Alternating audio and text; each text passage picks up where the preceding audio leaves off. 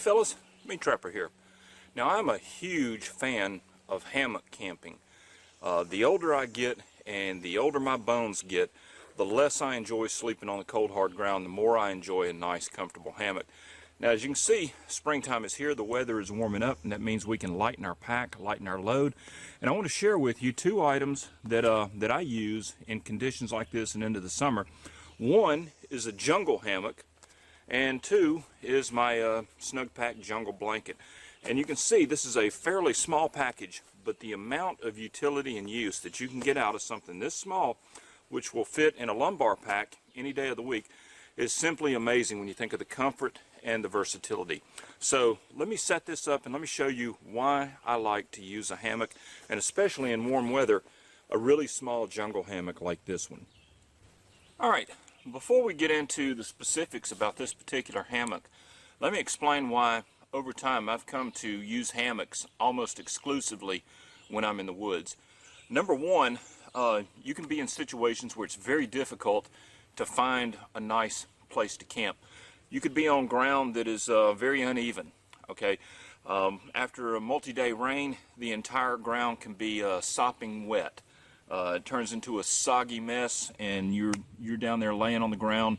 Anytime you move off your pad or what have you, you're going to be in the mud. You know, I got better things to do than that. It's comfortable. It's extremely comfortable compared to the hard ground. You can use a hammock like I'm doing right now as a chair. So if you're on a backpacking trip and you've got a hammock, you don't have to always be laying down in it. You can set it up where it's a chair. If I just want to take a break and eat lunch or have a snack or filter water or do something, I don't have to sit on a wet log or a hard rock or anything like that and get a wet ass. I can put this up in about 60 seconds. You just tie that strap, and you're ready to sit down. You have a nice comfortable place. You can recline, you can lean back. So it's just a multi-purpose piece of gear, and it folds up to about the size of a softball. So this got a lot going for it. Now when it comes time to go to sleep, once again, it's got a lot going for it. It's going to keep you up off the ground. When it's tick season or chigger season, to me that's a big plus right there. You're not laying on the ground worried about picking ticks off of you, or if your permethrin's going to hold out, or what have you. Number two, it's got a bug net. To me, that's huge. Living where I live in the summertime, it's just the woods are full of mosquitoes, and to me, it's difficult to sleep when they're buzzing around your ears and landing on you. Even if you've got insect repellent all over you, they'll still just buzz right outside your ear. You know, they won't land, but they're right up in your face. It just drives you nuts. With a net, you don't have to worry about that. You have a place to hang a light if you want to sit and read a book or something like that. You've got a structure over you. It's very, very comfortable, very convenient. A couple of the downsides of a hammock, just to be perfectly honest, is number one, if the temperature is below about 70 degrees, you're going to get a cold back unless you have something underneath you. And what a lot of people use, and it's a good idea, is either a piece of Reflectix or one of those car windshield reflectors that you can buy at Walmart. It's the bubble wrap insulation, weighs nothing, rolls up fairly compact, and you just put it in the bottom of the hammock, and that takes care of that. If I go into a deep winter situation, then I'm not going to use a jungle hammock. I'm going to go to something more more substantial and much more expensive, like my War Bonnet Blackbird hammock with an underquilt and all of that. But that's not what this video is about. This system is so small, so lightweight, you can put it in a lumbar pack, and if you were to get hurt in the woods, you were to turn an ankle, break a leg. I recently had an incident in the Sipsey River Wilderness area. It was a 70-year-old man that was lost for 4 days out there. They finally found him, and he lived, but it was a rough experience. And on that same trip, I slipped and turned an ankle, and you know, it could have been much worse. If I'd had a fracture, I would have been out there with a day pack and would have had to spend the night, and something like this would have been really, really handy to have. So anyway, let's take a look at this, and I'll show you some tips and tricks and just share my experience with it. Alright, a couple of little things. The stuff sack, this is something I really like, is actually sewn to the hammock. Okay, so when you're actually in the hammock sleeping, you can put a pistol or flashlight or whatever you want to in here, and when you unzip it, it's right there waiting on you. When you get up and you're ready to pack up, everything packs into the stuff sack. You're not going to lose it. I really like this feature. Okay, there are 3 rows of webbing sewn across here. Each one has a tab, and the idea is what I do. I only use I don't use the bottom 2. I only use the first 2, and I put some elastic cord on here and tie it to the tree up there. And what this does is when I get in it, this is going to hold that netting up off of my face. Another trick is just with any hammock in general, I like to hang the foot end higher than the head end. If I were to sleep with my head up there overnight, you tend to slide down.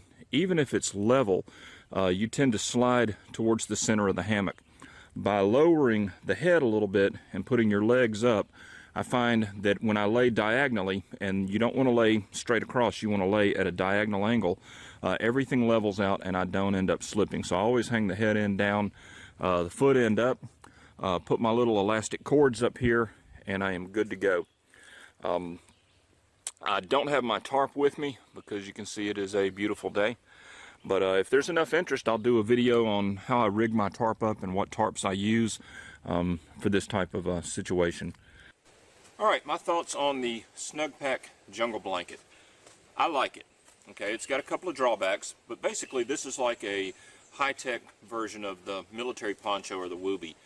What I like about it is that it's very lightweight, it's very compressible, it dries quickly, which in a hot, humid environment to me is very important, and it's well made. The stuff sack is a high quality sack. It's got good buckles on it.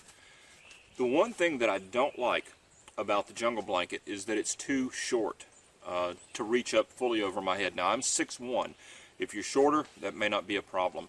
But this blanket is going to reach, when I tuck it under my feet at night so that I have it wrapped under my feet to keep my feet warm, it's going to come up to about neck level on me. Now, they make all kind of claims for the warmth of this thing. I'm a cold sleeper. I like to be nice and warm when I go to sleep.